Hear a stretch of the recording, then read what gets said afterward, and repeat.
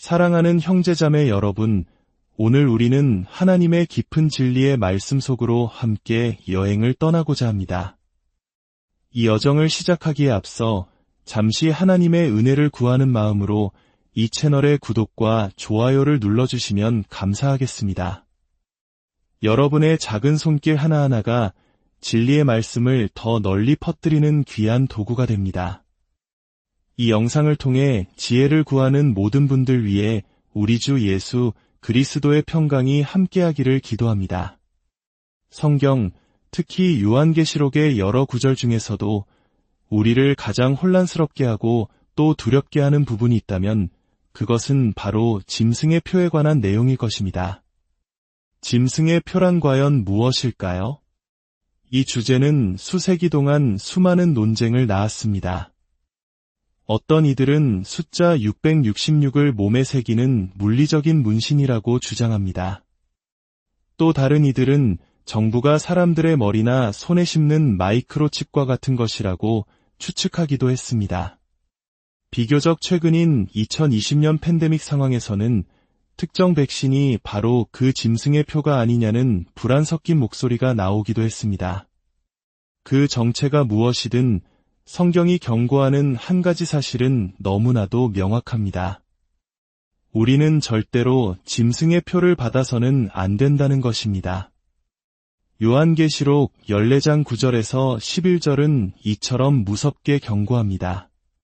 만일 누구든지 짐승과 그의 우상에게 경배하고 이마에나 손에 표를 받으면 그 또한 하나님의 진노의 포도주를 마시리니 그 진노의 잔에 섞인 것이 없이 부은 포도주라. 거룩한 천사들 앞과 어린 양 앞에서 불과 유황으로 고난을 받으리니 그 고난의 연기가 세세토록 올라가리로다.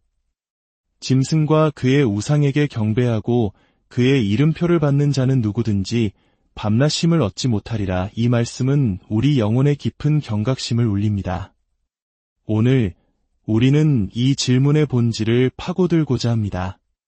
짐승의 표는 과연 무엇이며 예수님을 따르는 성도가 자신도 모르는 사이에 실수로 이 표를 받을 수도 있는 것일까요? 먼저 요한계시록 13장 11절 이하의 말씀을 깊이 묵상해 보겠습니다. 사도 요한은 환상 속에서 본 것을 이렇게 기록합니다. 내가 봄에 또 다른 짐승이 땅에서 올라오니 어린 양같이 두 뿔이 있고 용처럼 말을 하더라. 그가 먼저 나온 짐승의 모든 권세를 그 앞에서 행하고 땅과 땅에 사는 자들을 처음 짐승에게 경배하게 하니 큰 이적을 행하되 심지어 사람들 앞에서 불이 하늘로부터 땅에 내려오게 하고 땅에 거하는 자들을 미혹하며 칼에 상하였다가 살아난 짐승을 위하여 우상을 만들라 하더라. 그리고 이 짐승은 모든 자, 곧 작은 자나 큰 자나 부자나 가난한 자나 자유인이나 종들에게 그 오른손에나 이마에 표를 받게 합니다. 이 표를 가진 자 외에는 아무도 샀거나 팔 수 없게 만들었습니다. 이 표는 곧 짐승의 이름이나 그 이름의 수입니다. 그리고 성경은 말합니다. 지혜가 여기 있으니 총명한 자는 그 짐승의 수를 세어보라. 그것은 사람의 수니 그의 수는 666이니라. 이 말씀을 제대로 이해하기 위해 가장 먼저 기억해야 할 것이 있습니다. 요한계시록은 문자 그대로 해석해서는 안 되는 묵시문학이라는 장르의 책입니다. 묵시문학은 강렬하고 상징적인 이미지와 비유를 통해 하나님의 진리와 역사적 현실을 전달하는 문학 양식입니다. 우리가 요한계시록을 해석할 때 겪는 가장 큰 어려움 중 하나는 바로 이 상징적 언어를 문자 그대로 받아들이려는 경향 때문입니다. 구약의 다니엘서를 생각해 보십시오. 다니엘은 환상 속에서 4마리의 기이한 짐승을 봅니다. 독수리 날개를 가진 사자, 입에 갈빗대를 문 곰, 4개의 머리와 4개의 날개를 가진 표범, 그리고 쇠 이빨을 가진 10뿔 달린 무서운 짐승. 이것들은 단순한 괴물이 아니라 당시의 거대한 제국들, 즉 바빌론, 페르시아, 그리스, 그리고 로마를 상징하는 것이었습니다. 이러한 이해를 바탕으로 요한계시록의 짐승들을 바라보면 그 의미가 분명해집니다. 이 짐승들은 오직 하나님께만 드려야 할 절대적인 충성과 경배를 요구하는 세상의 제국이나 정치적 세력, 혹은 거대한 사상적 흐름을 상징합니다. 많은 신학자들은 요한이 직접적으로는 당시 기독교인들을 박해하던 로마 제국을 염두에 두고 이 글을 썼다고 해석합니다. 이 짐승들은 기적과 이적을 행하며 사람들을 미혹합니다. 흥미로운 점은 이들이 행하는 기적이 예수님과 사도들이 행했던 거룩한 기적을 교묘하게 모방한 가짜 기적이라는 것입니다. 처음부터 이 짐승들은 사람들의 마음 속에서 예수 그리스도의 자리를 빼앗고 자신이 그 자리를 차지하려는 사탄의 계략을 수행하고 있습니다. 그리고 땅에서 올라온 짐승은 사람들로 하여금 첫 번째 짐승에게 충성을 맹세하게 하고 그 증표로 오른손이나 이마에 표를 받게 합니다. 자, 그렇다면 이 표는 대체 무엇을 의미할까요? 앞서 언급했듯 많은 이들이 이를 문자적인 문신이나 마이크로칩으로 생각하지만 이는 요한계시록의 상징적 성격과 맞지 않습니다.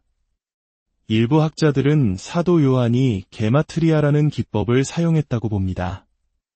게마트리아는 고대 히브리어나 헬라어에서 각 알파벳에 해당하는 숫자 값을 이용해 단어나 문장의 의미를 해석하는 방식입니다. 요한은 지혜가 여기 있으니 총명한 자는 그 짐승의 수를 세어보라고 말하며 이 수가 사람의 수라고 힌트를 줍니다. 놀랍게도 당시 기독교인들을 가장 잔혹하게 박해했던 로마 황제 네로 카이사르의 이름을 히브리어로 음차하여 그 알파벳의 숫자 값을 더하면 정확히 666이 됩니다. 네로 황제는 자신의 정원의 불을 밝히기 위해 기독교인들을 산채로 화형에 처했던 그야말로 짐승과 같은 폭군이었습니다. 이 해석은 매우 설득력이 있습니다. 하지만 우리는 여기서 더 깊은 상징적 의미를 발견해야 합니다. 성경에서 숫자는 특별한 의미를 지닙니다. 숫자 7은 하나님의 숫자, 완전함과 안식을 상징합니다. 반면에 숫자 6은 무엇을 상징할까요? 바로 사람의 숫자입니다. 하나님은 여섯째 날에 사람을 창조하셨습니다. 6은 완전함에 이르지 못한 불완전한 수, 피조물의 수를 의미합니다. 그렇다면 6이 3번 반복되는 666은 무엇을 의미할까요? 이는 인간의 교만이 극에 달한 상태, 창조주 하나님을 거부하고 스스로가 신이 되려는 인간 중심 사상의 절정을 상징합니다. 피조물이 창조주를 경배하는 대신 다른 피조물, 심지어 짐승과 같은 존재를 숭배하는 우상 숭배의 극치를 보여주는 숫자입니다. 구약 성경에서도 우리는 666과 관련된 의미심장한 기록들을 발견할 수 있습니다. 바빌론의 느부갓네살 왕이 사람들에게 경배하도록 만든 거대한 금 신상의 높이는 60규빗, 너비는 6규빗이었습니다. 또한 이스라엘의 가장 지혜로운 왕이었던 솔로몬이 타락하기 시작했을 때 그가 매년 거두어들인 금의 무게가 바로 666달란트였다고 열왕기상 10장 14절은 기록하고 있습니다. 이처럼 666이라는 숫자는 성경 전체를 관통하며 하나님을 떠난 인간의 탐욕과 교만, 그리고 우상 숭배를 상징하고 있습니다. 더 나아가 이 표를 이마와 오른손에 받는다는 것 역시 깊은 상징적 의미를 지닙니다. 이는 구약의 신명기 말씀과 극명한 대조를 이룹니다. 하나님께서는 모세를 통해 이스라엘 백성에게 하나님의 말씀, 즉 토라를 항상 기억하도록 이렇게 명령하셨습니다. 이것으로 내 손의 기호와 내 미간의 표를 삼고 여호와의 율법이 내 입에 있게 하라. 이 말은 우리의 생각과 사상, 가치관을 상징합니다. 손은 우리의 행동과 삶의 방식을 상징합니다. 하나님의 백성은 이마와 손에, 즉 생각과 행동에 하나님의 말씀을 새기고 그 말씀대로 살아가는 사람들입니다. 반대로 짐승의 표를 받는다는 것은 하나님의 말씀 대신 짐승의 말, 즉 세상의 가치관과 사상을 자신의 생각과 신념으로 삼고 그 방식대로 살아가는 것을 의미합니다. 이는 물리적인 표식이 아니라 우리의 영혼과 삶 전체가 누구에게 속해 있는지를 보여주는 영적인 소속의 문제입니다. 우리 한국의 기독교 역사를 돌아보면 이 의미가 더욱 가슴 아프게 다가옵니다. 일제강점기 시절 수많은 믿음의 선조들은 일본의 신사에 절하라는 신사참배 강요에 직면했습니다. 이는 단순히 고개를 숙이는 행위가 아니었습니다. 천황을 신으로 숭배하라는, 즉 하나님 외에 다른 신을 섬기라는 짐승의 요구였습니다. 이때 수많은 순교자들은 눈앞의 죽음과 핍박 앞에서도 나의 경배를 받으실 분은 오직 하나님 한 분뿐이라며 믿음을 지켰습니다. 그들의 이마와 손에는 눈에 보이지 않는 하나님의 인이 새겨져 있었던 것입니다. 그들은 짐승의 표를 받는 것이 어떤 의미인지 삶으로 그리고 죽음으로 증명했습니다. 오늘날 우리에게 신사참배와 같은 직접적인 강요는 없을지 모릅니다. 하지만 세상은 여전히 교묘한 방식으로 우리에게 짐승의 표를 받으라고 유혹합니다. 하나님보다 돈을, 진리보다 성공을, 거룩함보다 쾌락을 더 사랑하라고 속삭입니다. 이것이 바로 오늘날 우리가 싸워야 할 적그리스도의 영입니다. 그렇다면 우리는 이 무서운 미혹으로부터 어떻게 자신을 지킬 수 있을까요? 놀랍게도 요한계시록은 짐승의 표에 대해 말한 직후 그와 정반대되는 개념을 우리에게 보여줍니다. 바로 하나님의 인입니다. 요한계시록 14장 1절에서 사도 요한은 또 다른 환상을 봅니다. 또 내가 보니 보라, 어린 양이 시온산에 섰고 그와 함께 14만 4천이 서 있는데 그들의 이마에는 어린 양의 이름과 그 아버지의 이름을 쓴 것이 있더라. 짐승의 표를 받은 자들이 있는 반면 이마에 어린 양 예수와 아버지 하나님의 이름이 새겨진, 즉 하나님의 인을 맞은 사람들이 있다는 것입니다. 이 하나님의 인 역시 물리적인 도장이 아닙니다. 그것은 바로 성령의 인치심을 의미합니다. 에베소서 1장 13절은 이렇게 증언합니다.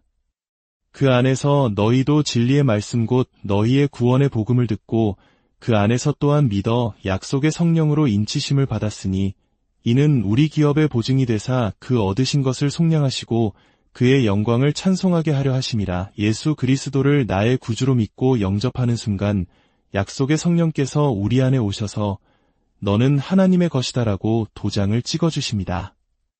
이것이 바로 성령의 인치심이며 우리는 그 무엇도 빼앗아갈 수 없는 하나님의 소유가 되는 것입니다. 입술로는 주님을 믿는다고 고백하면서 삶으로는 세상에 충성을 맹세하고 있지는 않습니까? 나는 문신도 마이크로칩도 받지 않았으니 괜찮아 라고 안심하고 있다면 어쩌면 우리는 생각보다 더 깊이 짐승에게 미혹되어 있는 것일지도 모릅니다. 하지만 성령으로 인치심을 받은 자들은 이 시대의 짐승과 같은 철학과 사상에 궁극적으로 미혹되지 않을 것입니다. 왜냐하면 우리의 선한 목자 되신 예수님께서 자기의 양들을 끝까지 지키시고 보호하시기 때문입니다. 결국 요한계시록 13장의 핵심 질문은 이것입니다. 당신은 누구에게 속해 있습니까? 당신의 생각과 행동은 예수님께서 우리를 구원하시기 위해 십자가를 지신 이 세상의 정신에 의해 지배받고 있습니까? 아니면 당신을 위해 피 흘리신 예수 그리스도의 영에 의해 지배받고 있습니까? 예수님께서는 우리를 짐승의 발톱에서 건져내시기 위해 이 땅에 오셨습니다. 우리의 죄를 위해 죽으시고 부활하심으로 우리를 하나님 앞에서 위롭게 하셨습니다. 지금 당신의 삶을 무엇이 붙들고 있든지 어떤 죄와 절망에 빠져 있든지 상관없습니다. 오늘 바로 이 순간 예수님은 당신을 부르십니다. 그분의 손을 잡고 그분을 따르라고 말씀하십니다. 사랑하는 여러분, 세상의 그 어떤 것도 우리를 하나님의 사랑에서 끊을 수 없습니다. 성령의 인치심을 받은 우리는 이미 승리한 자들입니다. 두려워하지 말고 오직 우리의 이마와 손에 우리의 생각과 삶에 하나님의 말씀을 새기며 담대히 나아가시기를 바랍니다. 우리 주 예수 그리스도의 은혜와 평강이 이 말씀을 듣는 모든 분들 위해 영원히 함께 하시기를